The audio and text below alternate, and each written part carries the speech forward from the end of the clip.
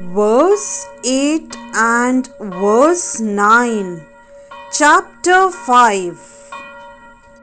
Naiva kinchit karomi te yukto manyeta tattvavit pashyan shranavan sprashan jigran asnan gachan swapan shwasan pralapan visrijan grihanan unmishan nimishannapi indriyani indriyartheshu vartanta iti dharayan.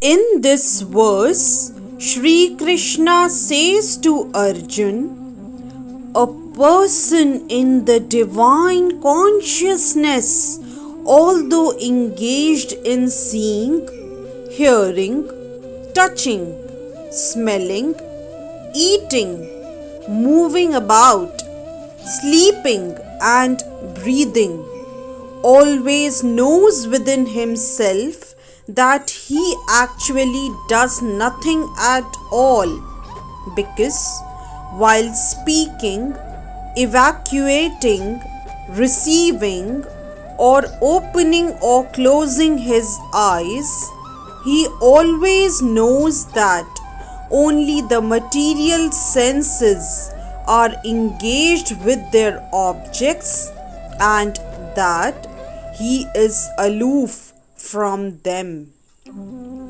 Elaborating on the above thought, a person in Krishna consciousness is pure in his existence and consequently he has nothing to do with any work which depends upon 5 immediate and remote causes: the doer, the work, the situation, the endeavor, and fortune. This is because he is engaged in the loving transcendental service of Krishna.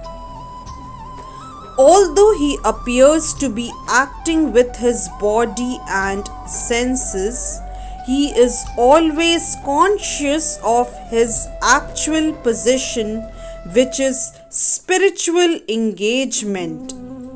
In material consciousness, the senses are engaged in sense gratification, but in Krishna consciousness, the senses are engaged in the satisfaction of Krishna's senses.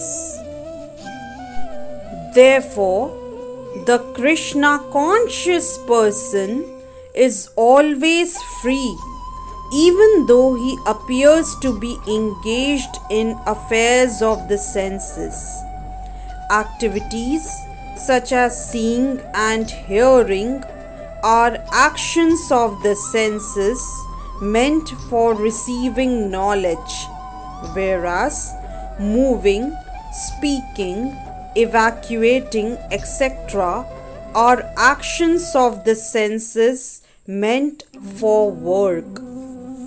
A Krishna conscious person is never affected by the actions of the senses. He cannot perform any act except in the service of the Lord, because he knows that he is the eternal servitor of the Lord.